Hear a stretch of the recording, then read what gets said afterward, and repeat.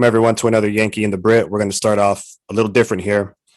I have written a small script that Nick and I are going to act out. Now, it's really short, but there's already Oscar buzz about it.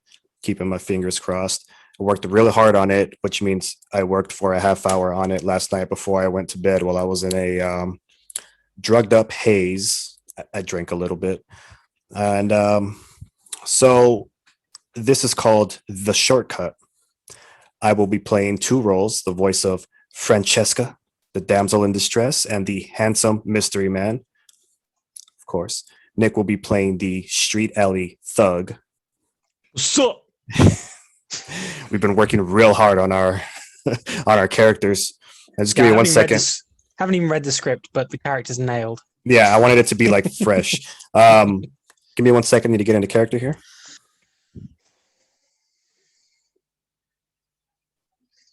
Oh, I'm so nervous. All right. Nick, set the scene for us. This is The Short. It's close to midnight. There's no moon. The streets are all but empty. Francesca is just getting off a double shift at her serving job. She never works this late, but needs the extra money to fix her car. She is forced to walk to and from work. She cuts through a dark alley to save some time. She pulls out her tips for the night and starts counting the cash. She had made a killing. And action. It's so dark down this alley. It's hard to count all the money I made tonight. She sees a dim light in the distance. Oh, some light. Perfect. She hurries towards the light, excited to count her haul. 320, 340, 350, 3... Hello? Is someone there? A figure emerges from the shadows. Hi there, pretty lady. What's that you got there? This? Oh, nothing. Nothing at all. I should get going. Going? It's not safe for a pretty lady like you to be out wandering the streets at this time of night. Let me keep you company. Thank you, but I live just around the corner. I'll be fine. She turns to walk away, but the alley thug cuts off her path and grabs her by the wrist. But you just got here. Stay a while. Relax. We can have a little fun before you go. He grabs the purse Francesca has clutched in her hand. I'll let you go if you give me what's in your purse. No, please. I need it. I'm not asking. Give me the purse. Ow, you're hurting me. Help. A deep voice emanates from the shadows. Let her go. The hell was that? A tall, handsome man walks out of the shadows, glaring at the street thug with clenched fists at his side. Damn, you're handsome. I said, let her go. Come and make me handsome, man. The man approaches the thug and a fight erupts. It's a flurry of punches and kicks. Francesca cowers against the dumpster. In the dim light, it's hard to see who has the upper hand. When the noise stops and the dust settles, Francesca squints her eyes and you can see the mystery man standing over the thug with her purse in hand. He walks over and hands the purse to Francesca, turns around and walks off into the shadows of the alley. Before he can get too far, Francesca manages to spit out a few words. Thank you, my hero. The thug manages to get his feet and limp away. Damn it, he was so handsome! As he limps away, the thug becomes consumed with anger. He swears revenge. He'll go home, heal, regroup, and come up with a plan to make the handsome man pay for what he did. As the thought of revenge runs through his mind, over and over, a wicked grin creeps across his face. End scene. No need for a take two after that. We nailed that. I feel really good about it. I mean, the direction, fantastic. Production, I mean, we can add a little production after maybe. Yeah. I mean, it's got all the components there. Shakespeare, eat your heart out. Left wide open at the end. Maybe I'll continue it. I don't know. I'm interested to see what the handsome man, who this handsome man is, this mystery handsome man. Yeah, that'll be something that we'll have to develop, as time goes by. Hmm. The people are into it. I had some fun. I tell you, who didn't have fun. The thug. He did not have fun. No. Francesca either. She's not very smart. I mean, counting your money in a dimly lit alley. Well, even a well lit alley afterwards is even worse, isn't it? Yeah. Yeah. And then you're just gonna go down a dark alley, pull out a wad of money, and start counting. Like you can't wait till you get home. I mean, depends what she's trying to use it for, I guess. Is she off to the bar? Maybe she's an alcoholic. I'd say we don't know yet. Her character wasn't really developed. So that much intrigue. Yeah. Yeah, it could be anything. I really liked the slate right there. That was great. It was just yeah. I'm gonna have to get some chalk now and write on that. Yes. Yes. All right. Well, Francesca is saved. Everyone's kind of safe, actually. The handsome man walks off into the shadows. The thug's still alive, still good, but he's really angry now. He scares easily, but he'll probably be back and in greater numbers. Maybe. Greater numbers. Funnily, I just watched that Family Guy episode where he's doing the Sand People choir. Yeah. The altos were early. They'll be back, but in greater numbers. Oh, that's good. That's going to sound great. Oh, yeah, it's going to be fantastic. Yeah. It'll give us a richer harmony. So this episode is on movies, hence part of why the script was here. Now, I haven't really prepared anything for this one. I just thought we'd talk shit. So what I wanted to say is on Sunday night, that's last night, I watched one of the worst films I've ever seen in my life. It was a spoof version of the Fast and Furious films. I don't know if you've ever seen it, and I can't remember what it was called. I might have. I think I might have. There was like a bootleg Vin Diesel character in there. Yeah. But one guy I have to give massive credit. Well, there's a couple guys, in fairness, that nailed it. The guy who does the Rock impression in it, he's smearing baby oil on his arms and everything. But fair play, he's got all the little twitches and little characteristics of the Rock. He was awesome. It was terrible, but credit where it's due. That guy was good. Yeah, I've always enjoyed when people do parodies. He did the brooding so well. Yeah. Oh, that's great. That's great. I haven't watched anything recently. No. Before I watched nothing. that, I watched Detective Pikachu. Oh, that's a good one. And actually, yeah, I was pleasantly surprised because I think if I'd have watched it when it first came out, I'd have probably been a little bit disappointed. But I think giving it that bit of extra time, I quite enjoyed it actually. Yeah, lower your expectations a bit. Yeah, it was very predictable. Like as soon as the baddie, who you didn't know was the baddie, came into the film, immediately I turned to my friend and said, "He's the baddie." Immediately, like before he's like nice guy, and I was like, "That's the guy, call him." Well, yeah, Ryan Reynolds really carried that one. That guy, for sure. He's so good at being annoying. Yeah. I can understand why Blake Lively likes him. It's nothing to do with the looks, the riches, and the fact that he's funny. It's just purely he's good at being annoying. Or he was, wasn't he one of people's most handsome men live or something like that one year? Oh, for sure. Yeah. I think 2008 or something. And then but after that, it was just like downhill all the way. Yeah.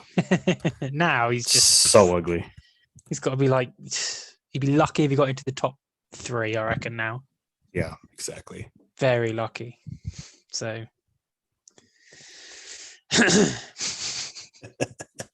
That's hilarious.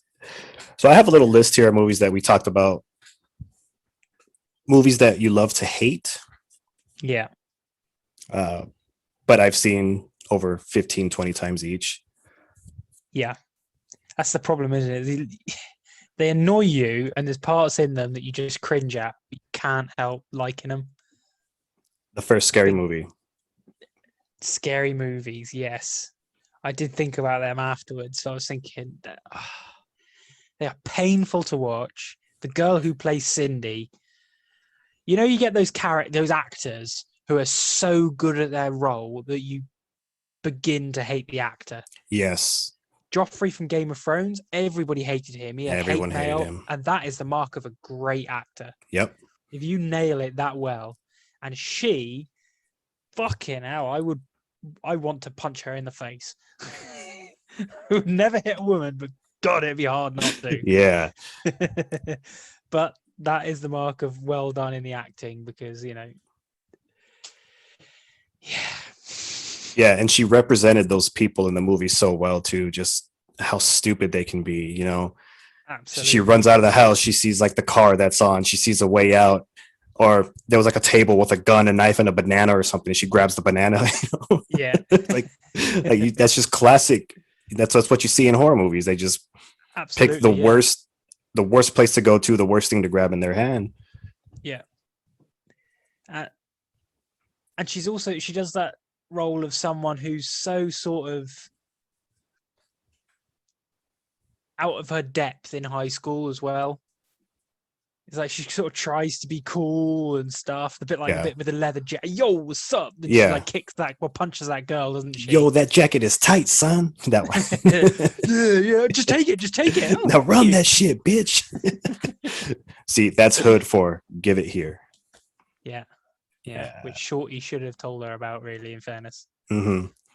Fucking Shorty. I think he made a comment on was it the third scary movie or the fourth scary movie? No, it was the one he did where they parodied Paranormal Activity. I think that was the second one. A haunted house. When they were in the house, yeah. Yeah, it was a haunted house with Jamie Presley. It's a different. It wasn't Scary Movie. It was. I see. Right. Yeah, it was something different. Yeah. And he's in a room writing in a diary about the paranormal activity that's happening in the house, and he makes a comment on why did the Scary Movies stop putting in the Wayans brothers? They fucking suck now. And they put it in the movie. Yeah. To be fair, like the Wayans brothers, again, they did White Chicks. I mean, that's a film that you gotta love to hate. When Terry Crews is singing 1,000 Miles, it's like I know that song off by heart now. I know it word for word because I love that scene. And then his dance. He's brilliant. I love Terry Crews and everything. I was actually just watching Brooklyn Nine-Nine. He's hilarious in that. I watched it about 2 hours ago as well. Yeah. And it was my favorite episode came on. The intro is when they've got the lineup of guys. Yeah. And there's a guy, she was hiding in the bathroom and a guy killed her brother. And they got the lineup of people there. And then he says, and he was singing along to the song that was going on in the bar. It was I Want It That Way by the Backstreet Boys. Yeah. Number one, you start singing I Want It That Way by the Backstreet Boys. You are my fire.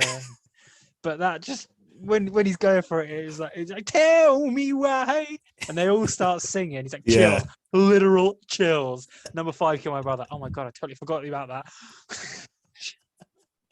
That scene is the best moment in Brooklyn Nine-Nine. There was one of the intros that's my favorite. It's Boyle. It's Jake and Boyle sitting down at the table. And Boyle's like, yeah, I'm real tired. I was watching a marathon. I forgot the movie, but he's like, I got a real Diane Weist infection.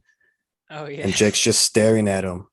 And no reaction. It just keeps panning back and forth to them, and they say nothing. And then finally at the end, Boyle's like yeast, and then it just stops. Cuts to the intro, and it's just fucking hilarious, man. That dynamic is really good. Yeah. I maintain that is the best show on TV by far at the moment. Yeah, it is. It's hilarious. And I think they're only doing one more season. I think they've decided now. And then they're gonna. I think he was under a lot of pressure to keep doing very woke, politically forward things. Yeah.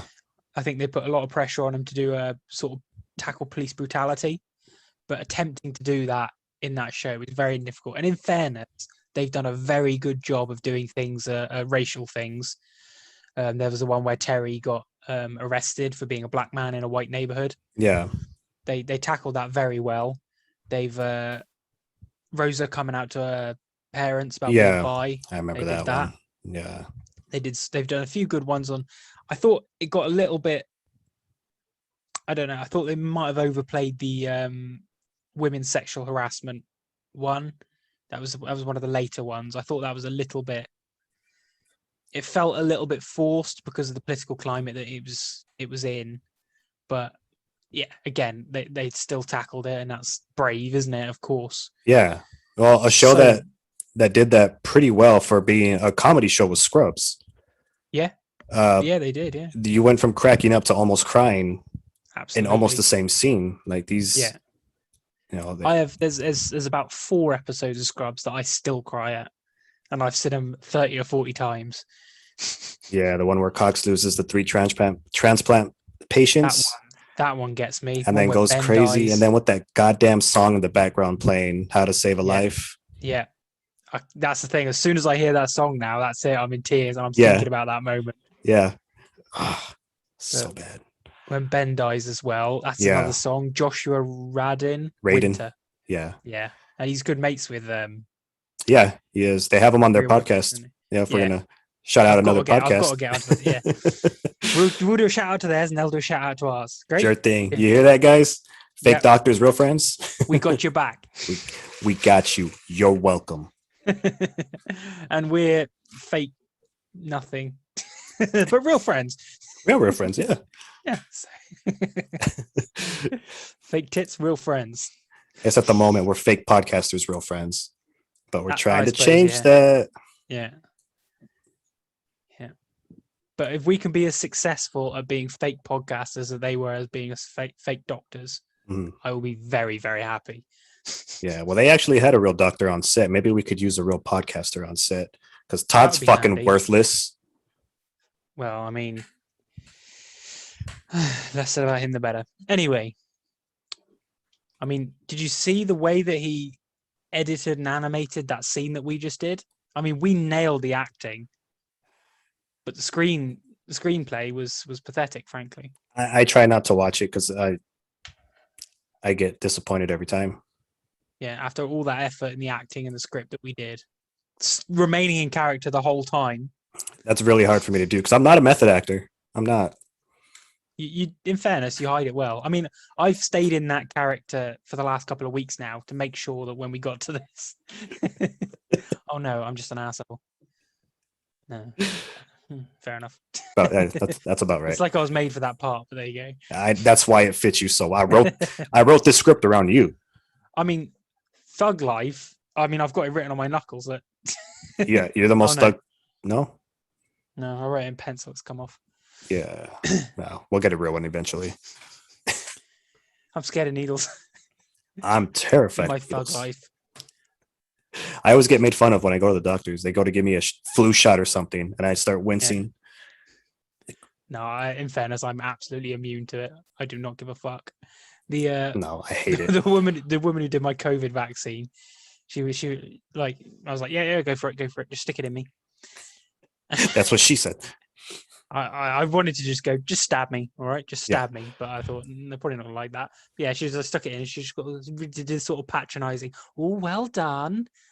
It's like, fuck off. When I got mine, the guy tells me, "Man, you have tough skin. You almost bent the needle." And I'm like, I did. And did you get a sticker afterwards as well? I didn't get a sticker. Not even a lollipop or anything, man. That's bullshit. The older people who went in where I went got stickers. Really? Yeah. Well, you know what? At work, they have stickers. So we have they just dropped them off. So we have this new rule now where I work. And if you're fully vaccinated, you no longer have to wear a mask. And I'm like the only person there that doesn't have to wear a mask. Everybody hates me.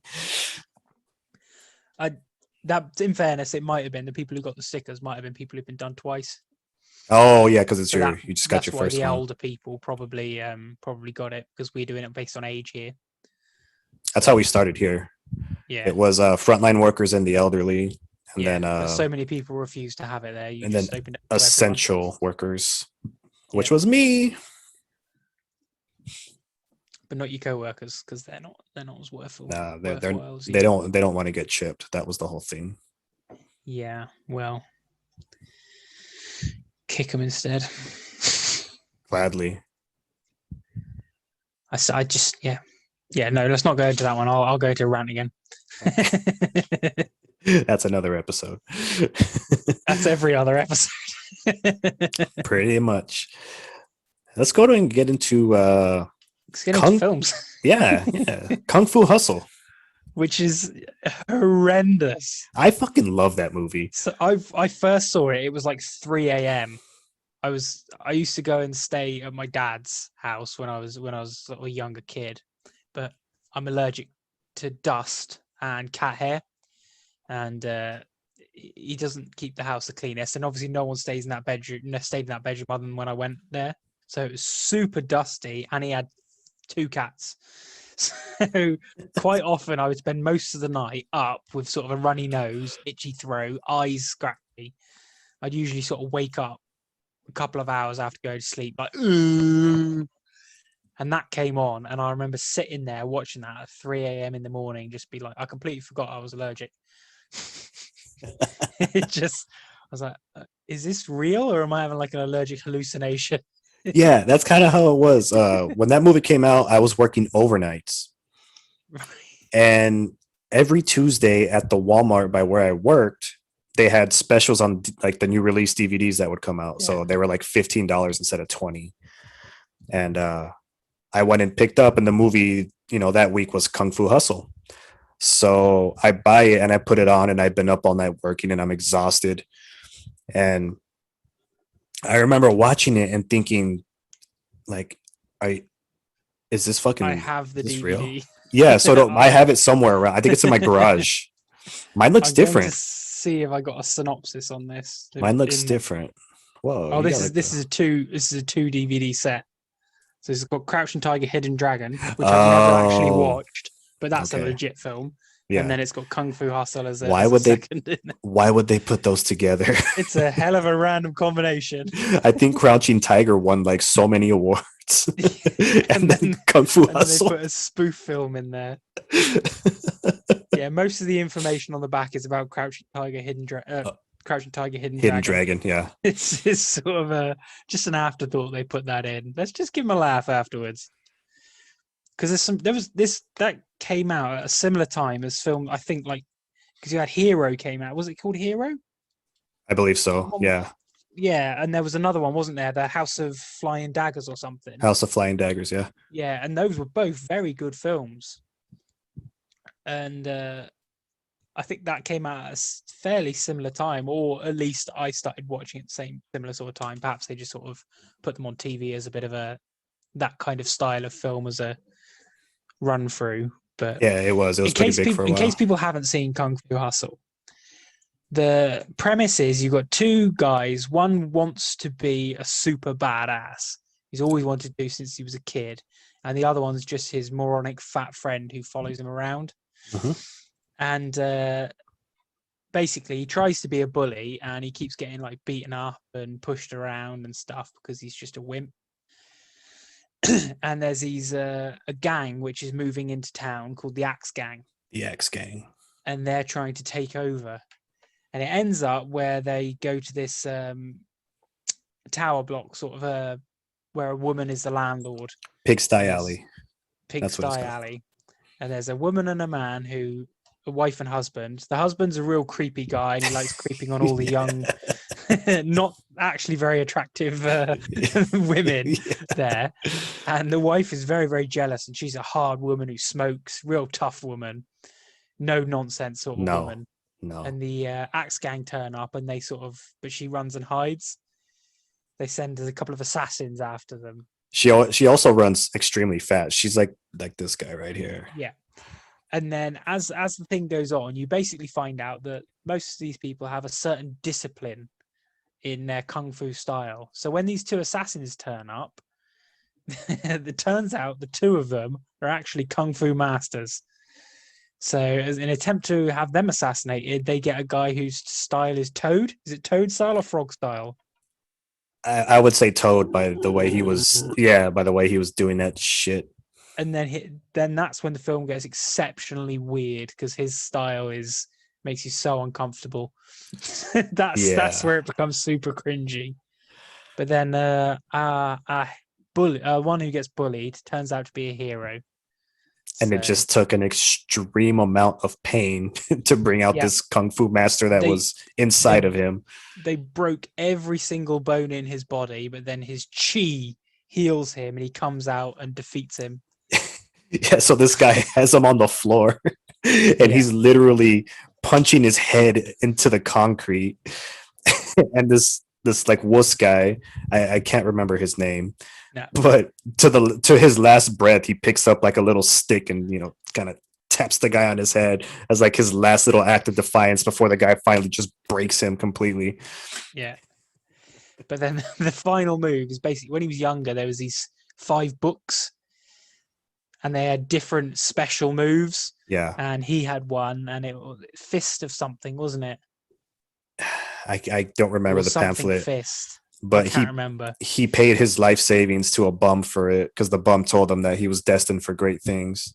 Yeah. And it turned out to be like a little pamphlet that cost like 5 cents or something. But he uses that move to defeat Toadstyle. Mm-hmm. Toadstyle. Yeah, he takes off into the sky, 100 miles up or something. He like jumps off of an eagle. There's an eagle up at the top. He kind of uses them to just to push himself that little bit higher. Yeah, he comes down and makes a giant fish shape in the ground. There's a lot of flying. The actual kung fu fights are they're pretty good.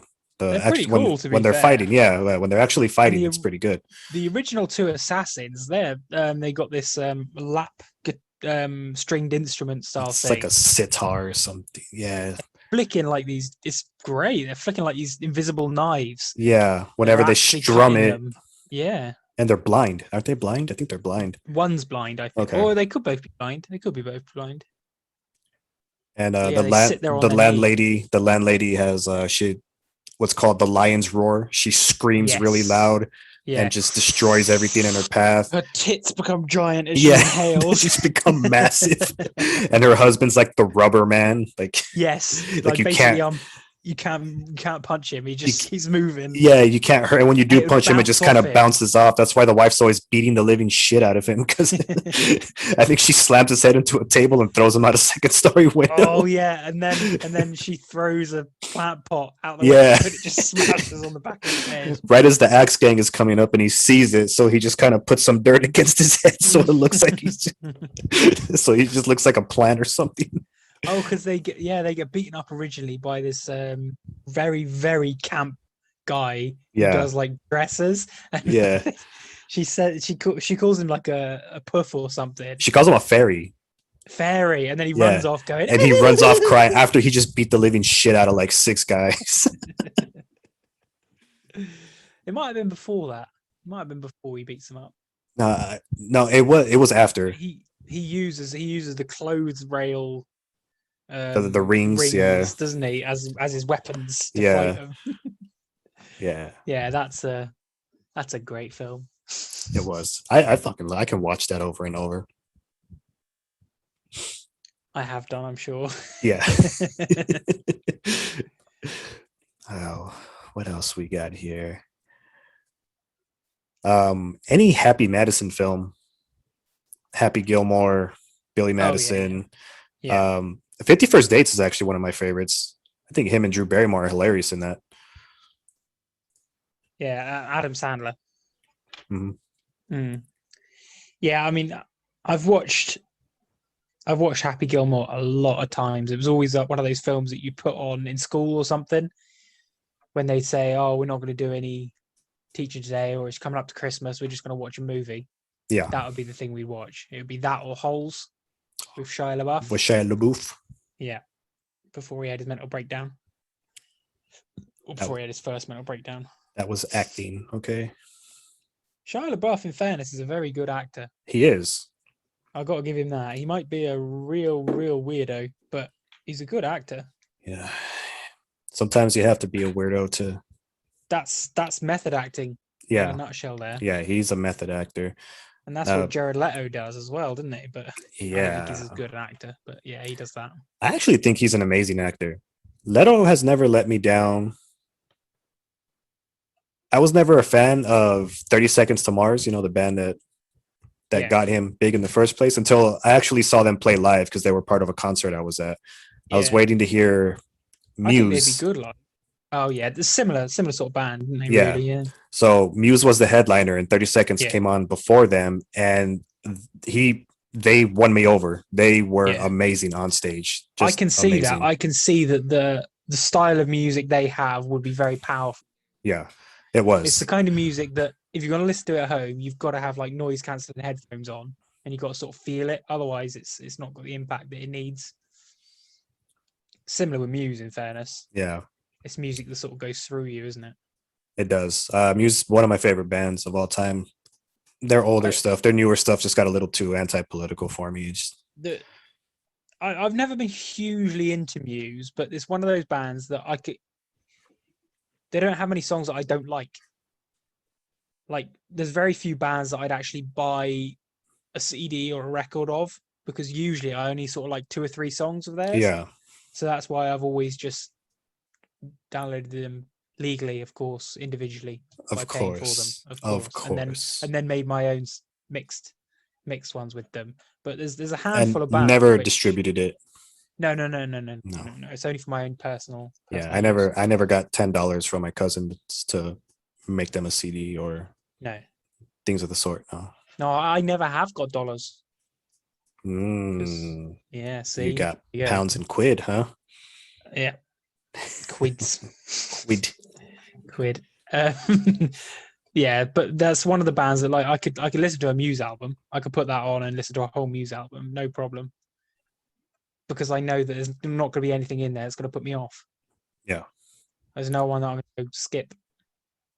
Yeah, that's how I was for a while with Yeah. them. All right, so going back to Leto, did you watch Dallas Buyers Club?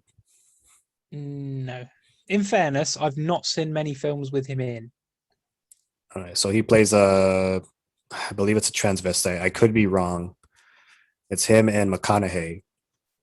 Right. I'm not a big fan of McConaughey, to be honest. And McConaughey kills it in that too. Like he's not Yeah. his usual, his usual McConaughey character. He does Kind of really well. arrogant. Yeah, yeah. He starts off arrogant, and then he realizes, I think he gets AIDS. That's what it is. And then he's with this transvestite who has AIDS, and kind of befriend each other. And that transvestite's a weird. It's a weird role to play. Sounding like a comedy, I'm guessing. Yeah, just like the Holocaust. Yeah. But no, I was reluctant to watch it just because I'm more of a comedy guy. Like Yeah. I wouldn't want to sit I there and watch serious movies. And see, I like a serious movie, but it's got to be at the right time. It's got to be just sort of when you're feeling it. But yeah, also, they're quite unreliable. There's mhm. so many ones that are either massively overrated or, there's a lot of films that I really think, why the hell are these so famous? I mean, what was the one that I watched not that long ago? It got loads of like, like The Revenant. That was just him. Nothing happened in that film. See, I've never I could seen that one. never watch that. I could never watch that a second time. Not in a million years. I haven't watched that one. Painful to watch. But there's a meme of Leonardo DiCaprio dragging himself through the snow, just reaching for an Oscar, because that's exactly what the whole film was. He did get an Him Oscar trying to for that, drag right? himself. He did. That was his first one. Finally. And I like Leonardo DiCaprio in some films, but he's not an Oscar-worthy actor to me. Ooh, I don't think he is. I think he is. There's certain actors which I think are good, and I'll watch most things. Like Will Smith, I'll watch anything with Will Smith in, but I don't think he deserves an Oscar for anything he's ever done. I'm gonna go ahead and back you on that one. Yeah, He acts really well. like I Am Legend nailed that film, and that was like a totally different, well, fairly different from a lot of the stuff he'd done. Yeah. And he's a versatile guy. He's done a lot of different kinds of things. He's done comedy, obviously sort of sci-fi. He's done some drama films as well. He did one where he was I think he came out of nowhere, and there was a group of like really high class people, and he just sort of joined them randomly and just started like I think he did a monologue on what's the book, real famous book. I think I've got it here actually. The Catcher in the Rye. Oh yeah. He did a monologue on that, and that was like a proper serious drama film, and yet there's nothing I've seen which I think he's nailed. Jack of all trades, master of nothing. Yeah. That kind of guy. Yeah. I'll watch anything he's in, but what is it? Absolutely. Gemini Man, he did really well. He fights a younger version of himself pretty much. Yeah, I've never watched that. I remember the. It has good action in it, and he does a really good job playing his role. It's really serious, no comedy in it at all, but I would never say it's it's Oscar worthy. His performance. All three of the Bad Boys movies, love them to death. Them. Great. But I mean, I love Martin Lawrence as well. That guy's hilarious. Yeah. He went crazy, didn't he? It is Martin Lawrence, isn't it? Yeah, Martin Lawrence. Yeah, it is. Yeah. Yeah. He used to do the Martin show. I remember watching the Martin show when I was younger. Might be dating myself here. But I've never seen that. When he played his character Schneider. I've heard that name before. Yeah, that was I feel him. like I've heard that referenced before. Yeah, it was like I've never seen it, but he'd throw on women's clothes and a wig. And did he take over from the Chappelle show? Oh no, that was No. Peele, Keenan and Peele, was it? A Chappelle show? Yeah. No, Someone took over the Chappelle show. Charlie Murphy and the guy who plays Ashley Larry, Donnell Rawlings, took over. Oh, did they? Yeah. Because Donnell Rawlings did it with Chappelle. Yeah, so Charlie Murphy and Donnell Rawlings were both in the first couple of seasons. Yeah. In the skits, and then they just kind of on stage introducing the skits on the third and final season. I've got a feeling Chappelle was out. I've got a feeling that, yeah, but maybe after that, I've got a funny feeling that I'm sure I remember Chappelle referencing it in one of his comedy acts, saying that he had to sit and watch Keenan and Peele ruin his show or something like that. It might not have been those two. No, that show ended after the third season. Yeah, I know it wasn't called the Chappelle Show anymore. Oh, but it was still the sketch show. Yeah, because Key and Peele have their own sketch comedy show. Yeah, they do, and I think basically he was saying that they basically stole his, or they wanted to keep his style of show going. Yeah, so they found new guys to do that sort of style. And they're pretty funny. They're just not Chappelle. No. Chappelle. It was so racist, but it was. But in fairness, again, you could never ever. That show dated quite quick, I think, in some ways, because of how. Well, it's past the line, wasn't it? It was over the line most of the time. Yeah. But it was just acceptable enough because it was him. So with the political climate, it dated very quickly. Yeah. One of those ones you could never, 5 years later, and he wouldn't have been able to do it. No, even a couple of years, I think. Yeah. It's like Chris Rock. I mean, people are massive fans of him. He's just a racist. You do not want to be a white guy if you go and see Chris Rock. I've actually never seen any of his comedy routines. Actually, I've seen one, and it was all black guys do this, white guys do this. Every single joke. No, come on, it's too much. That's what people go to see. Yeah, so that's why he does it. I try not to watch the stand up of actors that I like. Comedy actors. I think Chris Rock was a stand up before he was an actor. I think. Yeah, it was because there was someone talking about how he started in stand up, then became this actor, and every once in a while he'll go back and do a stand up, just to but he's not get his chops in back that much, though, is he? He often has bit parts in things. They always seem to be huge voice movies acting as well. Yeah, voice acting. Like for example, I think one of the most underrated comedic actors ever is Rob Schneider. I'm not great on names. You're gonna have to tell me what he was in, and then he was 50 First Dates. He was the friend with the bad eye. Deuce Bigelow. It's Deuce Bigelow. I have to look it up now. The Benchwarmers. He was the bully. or the remake of the Benchwarmer. Not Oh the yeah, Benchwarmers. okay, yeah. I'm not gonna say that I think he's underrated. I can't agree with you No, there.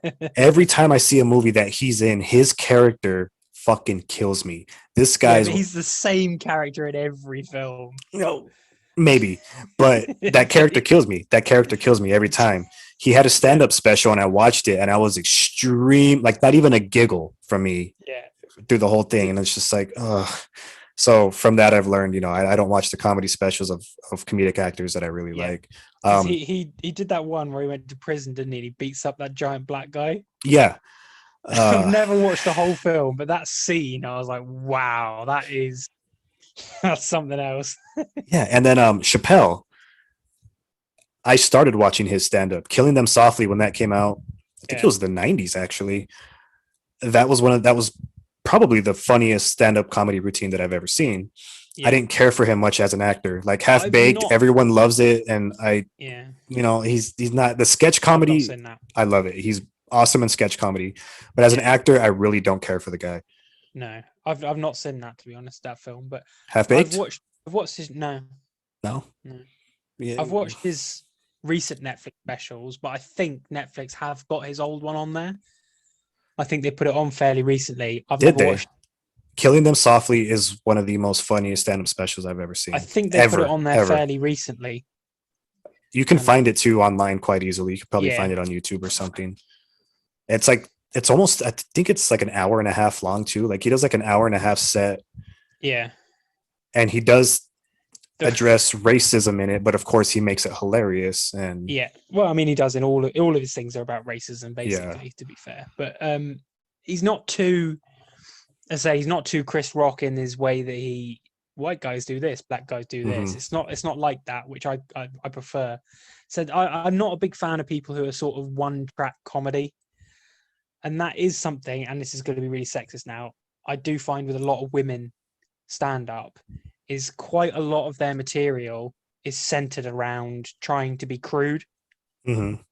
Like you think about Nikki Glazer, her whole thing is I'm a slut. Yeah. Basically talking about her vagina and what she likes in the bedroom. And it's like, yeah, that's funny for a couple of jokes, but mix it up. Let's have some more comedy. Whereas in fairness, generally, don't get me wrong, again, like Amy Schumer, exactly the same. It's all about I'm slightly overweight and sweaty in a woman. And I have Well, periods and stuff like that. I That's our mean, whole thing. But to be again, fair, that's what they go for. women can never To be be on par fair, with men, with they're always going to be beneath them. But no, but I like versatile comedy. I like comedy where you don't know what's coming. yeah. Whereas when it's Chris Rock, all about race, Nikki Glazer, all about being a slut, you kind of know what's coming. And I think some people like that. They like going to a show and thinking, I know what sort of thing I'm going to get. Yeah. There's But a comedian. it's personal preference. It was George Lopez. So when his Spanish? first big special came out, he does one in Spanish. When his first big special came out, I thought it was hilarious because it was pretty much about growing up in a Mexican house, and 99% of the stuff he said happened to me. Yeah. So I related to it, and it was hilarious. Yeah. While his next 3 specials that came out were pretty much that first special with a couple of extra jokes here and there, and it's it's old now. Yeah. And it was the exact same thing. Yeah, and that's where I find a lot. Again, they've become popular because they're sort of trying to break the social norms stuff. Trying to break some stereotypes, and they got that shock factor by saying stuff that you don't expect women to say or men to say. Men don't talk that much about their genitalia as much as those two do. But the thing is, I mean, like you got like Joan Rivers. She was like the first one who did that. Mm-hmm. She I'm pretty sure it was Joan Rivers, isn't it? She did the Joan one Rivers. about which direction she wipes or something. My boyfriend won't lick me out because I wipe myself that way. Back to front. Back to front. I wipe my ass. That is funny. And in fairness, Nikki Glazer, she does have the occasional joke, which I find absolutely hilarious. She did one once. I can't remember the joke now, but I just saw it. I watched her do 5 minutes or something. and she ends it with a joke, and I just remember being in hysterics over it. Yeah. And I've watched her entire comedy special, and I just like, yeah, there's only a couple of jokes in there that really got me because I knew what I was getting. But again, it's all personal preference. Stuff against her, and she's obviously very popular at it, so that's what she's going to continue to do. Yeah, see, I tend to make fun of people a lot. So if I ever became a comedian or tried it, I'd probably lose a lot of friends and be alienated by a lot of family because you've got to have some pretty secure people around you. exactly. And that's one of the things I talked about. Like they'll Like start Bert talking shit Kreischer. about someone and they'll be like, it's okay. I already talked to them about this. I got the okay to tell the story. Bert Kreischer talking about his family. I mean, oh my God. His wife is a saint. Exactly. How she takes all that and calling his daughters stupid. It's just, but in fairness, I like Bert Kreischer's. I know The Machine is his most famous one, and the first time I watched that again, I thought it was one of the best bits Yeah. of comedy that was in And the speaking world. of film, he's actually making a movie about it called The Machine, about his experience Oh, when he's doing it right now. yeah, because Van Wilder was based on his life, wasn't it? Yeah, it was. Yep. Yeah, because he was Party Boy 1980 something, wasn't he? Yeah, he was in college like 8 years. And Yeah. and there's a scene from Tommy Boy. Actually, have you ever seen Tommy Boy? No. Chris Farley and David Spade. No. So Chris Farley plays the son of a like a car factory owner, and he needs to go to college in order to take over the business when his dad retires. And David Spade is his father's assistant, who the smart ass wisecracking guy who doesn't like Chris Farley. And he makes a comment about, he's like, I know I was in college. He's like, it took you 8 years to finish college. And he's like, well, I know, but I still finished. He's like, yeah, you know who goes to college for 8 years? Doctors. And he came out with like his bachelor's or something like that.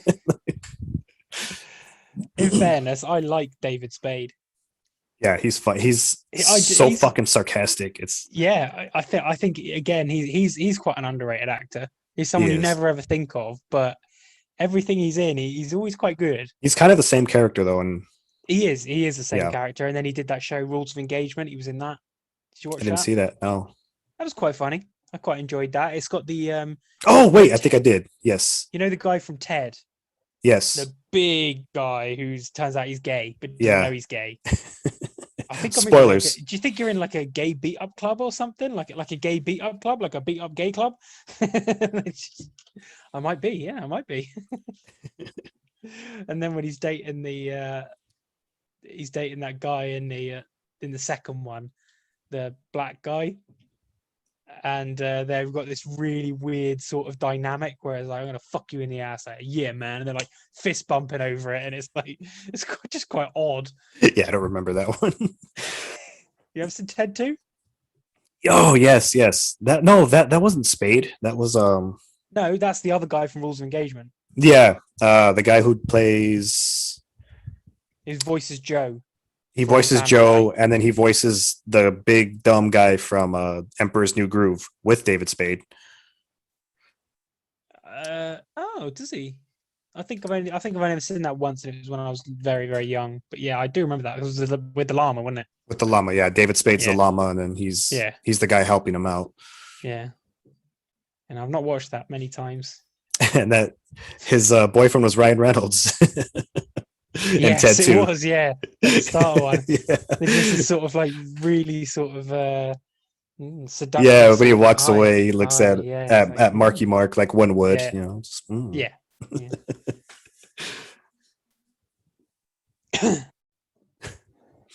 What about your favorite movie? Do you have an absolute favorite movie? Doesn't have to be bad. No, it's difficult because for a long, long time, my favorite film was a film that I know a lot of people didn't particularly like. Was a film called Warrior. Okay, with Tom Hardy. Tom Hardy, yeah. Yeah. I loved that film. I thought it was so well done, and I remember I like Joe Rogan takes piss out of it, saying like, "Oh, it's unrealistic," and it's like it's not really about the fighting. Yeah. In fairness, it's the family dynamic that I like about it, and the guy who plays the father. There's a scene where he's drunk in the hotel room because he's a recovering alcoholic. Yeah. But then he goes off the wagon because Tom Hardy's character basically said, you know, we don't need you, leave us alone, you're an awful person, which he was an awful person, Yeah. absolutely. From the thing is, again, I think it's a little bit relatable to me, so that's possibly why I like it so much. But he does this bit where he's drunk and he's like, he's angry and he's listening to his book Moby Dick, and they said like the entire crew after that scene stopped and gave him a standing ovation. They said he was so good in that scene. It was just, he just nailed it. And I don't know why, but again, when the final fight scene, that has me in tears every time. Yeah. His brother destroys his shoulder or something. Yeah. Was it an armbar? Yeah, it is an armbar. I think he's got the leg over the back of the shoulder, and he snaps it like. Oh no! Going Okay, around. So it's like Yeah. Yes, I know what you're talking about. Yeah, I don't know what it's called when they do it with the leg. I don't know what it's called either, to be fair. But yeah, he breaks it, and then he like has to beat him up. He has to beat him up when he's hurt, and he's like looking at his wife, and she sort of like gives him the sort of sorry, you have to do this. Yeah. Looks at his father, and his father nods. He's like, okay. So then he just takes him down and finishes him. And he goes, it's okay, Tommy. You can tap. It's okay. Yeah. I'm starting to well up already. I can't do it. Can't do it. Yeah, that's one of my favorites. But I've got to say, recently, a film that I watched is Whiplash. It's about the drummer. It's got someone Simmons in it. I need to buy it, really, to be fair. Whiplash, I don't think so. The young lad who something Teller. I don't know, but it's basically he becomes a drummer, or he wants to be the greatest drummer of all time, and this has just hit the dynamic between him and his teacher. And it's a whole film. There's very, very little happened in it, but is it the one with the so well done? Was it the one with like the instructor's like kind of abusive? Yeah. Okay, I think I know the guy you're talking about. He's also in that movie where he's in Divergent. Divergent. He's also a boxer. He sells weapons too in one movie. I'm not sure, because basically the actor who plays the drummer, I think it's something like 2017 or 2016, basically got dropped by Hollywood. He was supposed to be in like La La Land or something. Oh, really? Yeah, he was supposed to play him, but then I think also because the woman as well, I think it was like Emma Watson was supposed to play in La La Land. It might not be Emma Watson. No, Emma Stone was in La La Land. Emma Stone played her, but it was supposed to be someone else. But yeah, I think after he got cancelled from that, I think for some random reason, he's basically no one will hire him anymore. Apparently, he sort of went off the rails and was being a bit odd, but okay. I don't really know. But yeah, I loved that film. I thought it was great. So yeah. Yours? So this is an older movie. You ever seen The Count of Monte Cristo? No. So this takes place in France, like 1700s. Was it a book? 1800s. Yes, it was a book. Yeah. And it's about two best friends. One comes from money, one comes from the dirt. The poor one has this beautiful girlfriend. I forget her name. I might have to look that up. But they both work on a sailboat. So they work for like a trading company, and they, sail from island to island. Well, this guy meets up with Napoleon, the Napoleon, not Dynamite. And Napoleon hands him off a letter. His best friend sees it and gets jealous because he doesn't tell him about it, because Napoleon makes him promise, don't tell anyone about this. Give it to this person. He gives it to this person and finds out that it had the times and dates of the guards' routes, and he ends up escaping from the island that he was imprisoned on. So they come and get this guy, the poor one. He escapes. He goes to his best friend's house, gets betrayed by his best friend because he's jealous because the captain died and they gave him the boat. And he's like, I can't be first mate under my poor best friend. I'm rich. I deserve that ship, Yeah. And he's in love with their poor guy's girlfriend, and they get engaged, and that does it all. So he betrays them, and he gets shipped off to this place called the Chateau d'If, which is a prison off on an island. It's kind of like Alcatraz here, where they send people that they just want to disappear, and they just stay there until they die. And every year on their anniversary, they get beaten. Well, one day he's in his cell and he tries to kill himself many times, and it doesn't happen. And the floor starts moving, and the floor is made of stone, and he's staring at it. And this old man pops up from the floor and he's tells him, "Forgive me, I thought I was digging toward the outer wall." Well, that's a guy who used to be a priest and a soldier who has been imprisoned in there because he knew the location of a hidden treasure, but he wouldn't talk. So they sent him there to refresh his memory. Well, him and this old man, become friends, and he teaches him how to read, how to write, he teaches him math, and he teaches him how to wield the sword, because that's how his best friend portrays him. He's really good with the sword, and he disarms him and puts him down while the guards come and get him. So starts this plot of revenge. Him and this old man start digging out. They escape somehow, and he tells them where to find this treasure. The old man dies escaping, and it's just him. So he goes, uses the map the old man gave him, finds this treasure, becomes a count, and puts together this elaborate plan of revenge where he doesn't kill him, he just ruins him in every aspect of his life. He even makes his son love him. And the whole time this guy doesn't know what's going on. So his old girlfriend ends up marrying his best friend. He wins her back. So he loses her. He ruins him financially. So he loses his home. And he just ruins the guy. And then at the very end of the movie, they finally confront each other. But it's like this ultimate movie of revenge and redemption and all that shit. And it sounds it's a good. little bit like the Shawshank Redemption. Pretty much. It's really good. It's probably what it's really based good movie. on. Yeah. Yeah.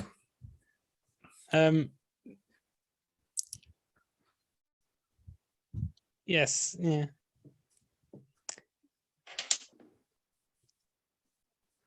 It was yeah. Well, I don't know why that made me think of something that I know it's not a movie, but the book. Have you ever read Moby Dick? I've never read it. That is atrocious. That's one of the worst books in all of existence. How the fuck that is a classic, I have no idea. The author of that is one of the most arrogant bastards ever, because most of the book isn't even about the story. Most of the book is him telling you how much he knows about whales. And granted, it's easy to know in hindsight now, but most of what he said was he was fucking wrong. Basically, this was at the time when scientists were starting to think that whales were actually mammals. And he spent a whole fucking 3 chapters telling you how no, they were actually fish. And it was like, well, you turned out to be wrong anyway. But he's just so arrogant. I couldn't stand it, but I read the whole thing just to find out. But no, I think that's the how he abridged gets version, the abridged version is something like a quarter of the size. Really? Because that's all the actual story is. The rest of it is him just being an absolute knobhead. Because everything in America is so inflated. Yeah.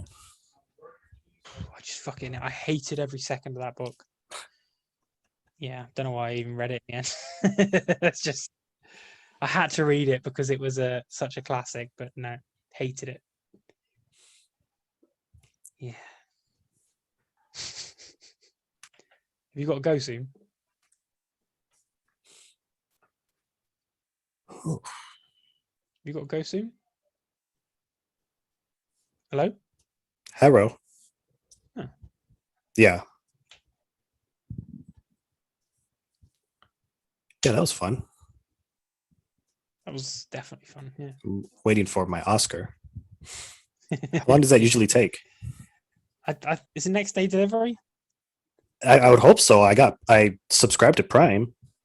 You think they could? Surely they could spring for the first class shipping and Right? Yeah, I mean mine might be a bit longer because it's from overseas, isn't it? But Yeah.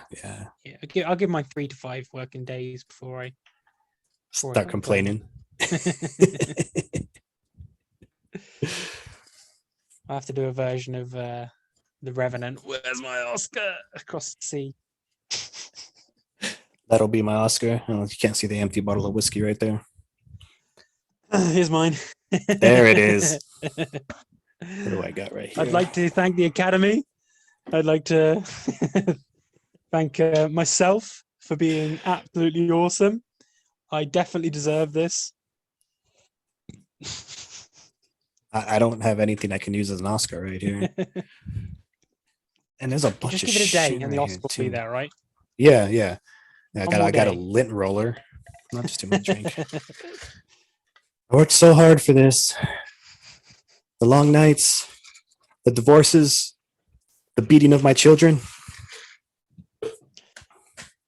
All of these things were in my imagination, but they didn't make it into the script. My script was originally 60 pages long, but we had to cut it down. Yeah, we had to trim it down to make sure it fit into the podcast. Yeah. And somehow even less happened in that 60-page script than what happened in this little 3-page The one. director's cut will shock you.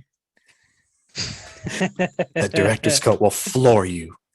Click here to see what's inside. Nick receives a call from Shia LaBeouf congratulating him on his acting abilities. Scrubs invite them onto the podcast. John and Nick to host the Oscars. Oh shit, we're definitely going to have to do Ricky Gervais style. Or did you see Andy Samberg when he hosted I love Andy Samberg. the ESPYs, I believe it was. SNL? Oh, No. It was the ESPYs. So he goes on and he's supposed to be roasting people in the crowd, but instead he compliments everyone. Like he's like, oh yeah, I see Michael B. Jordan's in the crowd. More like Michael B. Hot, boy, you a snack. And everyone's just laughing. And he's like, okay. And he's like, oh, this person's there. She's fucking gorgeous, right? So he did that. Yeah. He did that the whole fucking, and everyone was just cracking up. One of my favorite things I've seen him do is when he did Saturday Night Live and he did the Mark Wahlberg impression. Andy Samberg? To farm animals. I did not see that one. Oh, you've got to watch that. He just he says, "Hey chicken, what's up? Say hello to your mother for me." He's doing like this real Boston style sort of fucking every single animal he ends with the "say hi to your mother for me." Say hi to your mother for me. He nails him. Absolutely nails it. Because I think he directs a lot of Brooklyn Nine-Nine. I think he writes it, doesn't he? Yeah, I think he does. Yeah. He had Adam Sandler on there too. That one was pretty funny. He did. That He's was like, funny. He's like, if you must know, I'm writing a period piece upon blah blah blah. Yeah. And he's like, oh yeah, who does Kevin James play? He plays Khrushchev. Yeah.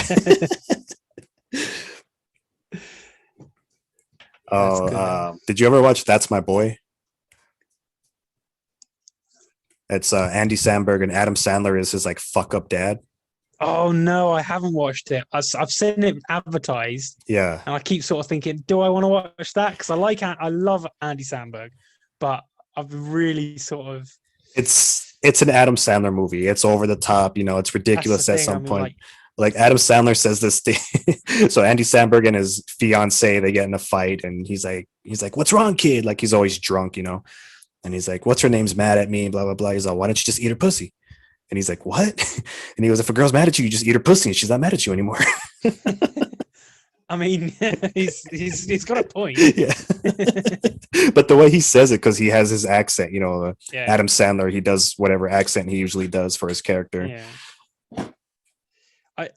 There's a lot of Adam Sandler films that I don't like though. I mean, when he does the ones where he's like playing multiple characters and stuff. Like with him and his sister or whatever. Yeah. Jack and Jill. Jack and Jill, I could not watch that. I didn't care for that one either. I saw it recently too. I think Yesenia made me watch it, and I was watching. I was like, I laughed a couple of times, but I was like, no. No, couldn't do that one. I'm sure there's been a few more. Can't think of them now, but there's definitely been a few that I've really not liked. But he's good. Yeah. Yeah. He's got he's typecast, isn't he, for the most part? Yeah, that's why he tried doing Punch Drunk Love and then the Precious Gems. He has another dramatic role coming up too. Yeah. He's done a few things where he sort of tried to show, and I think in fairness, he does act quite well. Yeah. A Click is kind of a combination from a comedy to a drama toward the end or something. It is, yeah. It's a little bit different from his, and he does his crying sort of bits, and I'm a caring father, so he has got that in him, but he's just not the guy that you're going to type. Not the guy you're going to cast for those roles. Yeah. Because he can do it, but he's still not your guy. Yeah, You know, so you're gonna when you pick, you're just gonna pick see someone it, else first. yeah, you just see it, and you're like, like when Yeah. I first heard he was doing that Punch Drunk Love, and my cousins, a bunch of my cousins absolutely love the guy, but they're like, oh, you Yeah. have to watch this movie. It's Adam Sandler, and like you're just watching it because it's Adam Sandler. Exactly. Like Yeah. I read what it was, and I'm really not interested. No. I mean, when he did Little Nicky and that voice. That voice did. Popeye's chicken is fucking awesome. Can I watch my Winky and your kitchen sinky? Sinky. Yeah, if you want to talk about Oscar-worthy performances, Mr. Beefy takes the role right there. Mr. Beefy played The dog. the dog. Yeah. Yeah. Yeah. He's all, say Mr. Beefy. He's all banging that dog. It reminded me Say of Men it. in Black. Yeah. Talking of Will Smith and the dog. Yeah. It's pretty much the same dog. Good Pug. films. Wonder why they use the pugs. First couple of films were good anyway. Yeah. They tried to keep it going and it just shouldn't have been done. I've not seen the one with Chris Hemsworth. That one, it's pretty funny. They do a pretty good job. And there's an Avenger, there's a Thor reference in it where he's just absolutely getting the shit kicked out of him. And he's in this like tool shed and this small hammer falls and he picks it up and he picks it up as he's standing. And when he picks it up, the camera kind of pans around him and there's this music, like, boo. And he's like, you really messed up now. And he throws the hammer and the guy just catches it. And he's like, I thought that would work. And then just continues to get his ass kicked. I like it. I do like a good I like that in Deadpool they kept referencing Green Lantern, didn't they? Yes. And the old X-Men one where he turned up as the one that was genetic or put together to make the one superhero. Yeah. And he has the little toy. Wade. And he's like, that's a mistake. He has the toy, and then he shoots himself as he's reading the Green Lantern script. Yeah. I think in the beginning of the first one too, like a picture of him as the Green Lantern comes out of his wallet when it's all slow motion. Yeah. Those movies are great. I think they said he wasn't going to do Deadpool anymore, that he was just going to do what was his team name? Something X, X-Force. That the movies coming out were going to be X-Force, like no more standalone Deadpool. I think that might be smart, to be fair. Yeah. I think that's probably a good idea. Because again, you can have too much of a good thing and it can ruin it. Mm-hmm. Interestingly, the film that I like, Warrior, the director has been under a lot of pressure to do a second one. And he is adamant that no, this is a standalone film. It works on its own. It does not need a second one. Yeah, and I respect that. It's smart in some ways. Yeah. Talking of classics, though, as we have, I'm gonna have to say one that I do think really does stand up to the hype, and that's Good Will Hunting. I know I haven't seen all of that. I have to say, don't get me wrong, Robin Williams, that's another actor who can do everything, but he does this as a serious role, and fair play, that is damn good. Because I never liked Matt Damon. I thought he's not a great actor. I was like, how has he made it so big? And then I actually watched Good Will Hunting, and I was like, fair enough. I understand it now. I still don't think he's a great actor, but that film I really did enjoy. So, one of the few classics that I do think stands up to the hype. All right, so before we go, we're going to go ahead and let Nick, I guess we can call it, count us out here with his riveting character from the beginning of the script here. This is Alley Thug Nick. Take it away. Guys, this was Yankee and the Brit. I've completely forgot the accent I did. Shit! We're leaving this in. Okay, right. Yeah, you can leave that one in, Todd. Okay, right. I'm just going with that accent now because I can't remember what other one I hit it. This is Yankee and the Brit here. We're signing off. Don't forget to like and subscribe, or I'm going to come and steal your money as well. Bravo. Thank you very much. Thank you very much. Thank you. Where are the flowers that are going to be thrown at me? We'll get them next time. Thank you, guys. Oh, shit. What was that? It's a COVID test.